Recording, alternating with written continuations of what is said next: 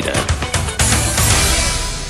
Thanks, Nancy. Police investigating circumstances around the death of a Khayelitsha girl and a farm labourer testifies in Terreblanche murder trial. Good afternoon. Former Rustenburg Mayor Matthew Wolmarans and his two co-accused have been denied bail by the local magistrates court. They are accused of murdering a councillor. A total of 4 people, including the mayor, are linked to the murder of Moss Parkway. It was possibly linked to an investigation he conducted into the irregular issuing of tenders in the municipality. A file containing the details have since been handed over to Corporate Governance Minister Sicelo Shiteka. Magistrate Chris Maharaj set a trial date for next Monday. The Eastern Cape High Court in Bisho has convicted 3 men of murdering police officer Mfundo Nika of Pagamisa outside King Williamstown. Tambani Mbili from Alice, Soyiso Kese and Lamla Ntaya from Zwelitsha have also been found guilty of robbery and illegal possession of firearms. The court was told that Nika was on his way to George, where he was stationed, when he gave a lift to the men who then attacked him. His body was dumped at a deserted spot near Tamara police station. The accused had pleaded not guilty to all the charges. Sentence will be passed on the 20th of October. Farm labourer Annie Madzieza says she couldn't believe it when Chris Mahlangu told her he had killed Eugene Terreblanche. She was testifying in the Circuit High Court in Ventersdorp, west of Johannesburg. Mahlangu and a teenager who cannot be named are accused of bludgeoning the right-wing leader to death over the Easter weekend last year. Both pleaded not guilty to charges ranging from murder to aggravated robbery. Senior court reporter Candice Klein. Annie Madzieza was relaxing outside with her boyfriend on a neighbouring farm. She says Mahlangu and the teenager approached from the Terreblanche farm. She says Mahlangu told them, "I am your boss today." When they asked what he meant, Mahlangu said, "I killed Terreblanche." She says Mahlangu threw down a cell phone as proof, saying it belonged to Terreblanche. Madzieza says the teenager was carrying a suitcase but didn't speak. She says Mahlangu asked to borrow her boyfriend's cell phone, but he refused, and Madzieza's father chased him away. She then called her brother, a foreman, and told him to report it to the farm bosses. Candice Klein, SABC News, Ventersdorp. Police are investigating the circumstances around the death of an 8-year-old girl in Guyasa in Khayelitsha on the Cape Flats.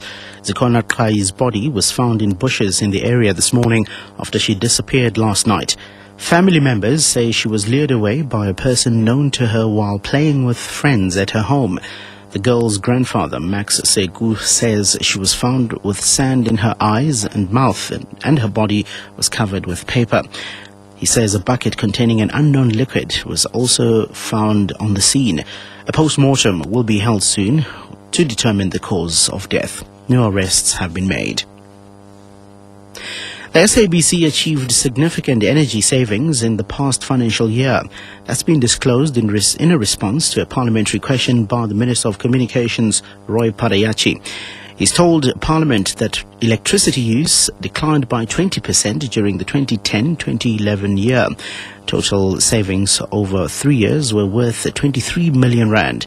Parayachi says the SABC's energy-saving project prevented the generation of 58,000 tons of carbon dioxide and saved more than 80 million litres of water. The 4-day-long 12th African Regional Conference of the International Labour Organizations, entitled Empowering People with Decent Work, has opened in Johannesburg.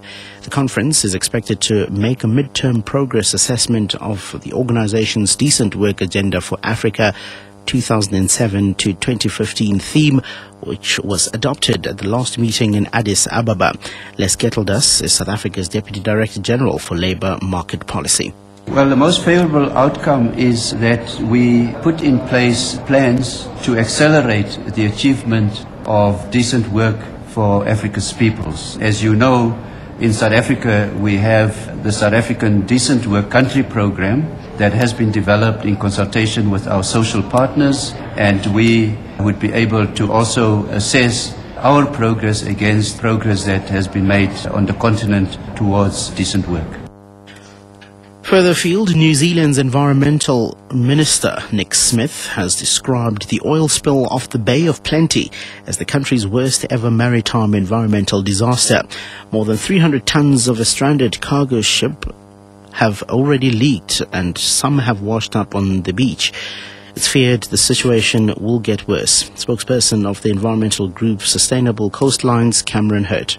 It's a feeling that this is the tip of the iceberg, that we have heard that the oil that we're seeing on the beaches now is from that initial estimate of 20 or 30 tonnes of spill. What we're hearing now are figures 5 to 20 times more than that has spilled in the last 24 hours, and that is destined to arrive on these beaches within the next 12 to 24 hours. So we are really prepared for more and for worse conditions to come. Recapping the top story, former Rustenburg Mayor Matthew Vormerans and his two co-accused have been denied bail by the local magistrates' court. Headlines at 1:30.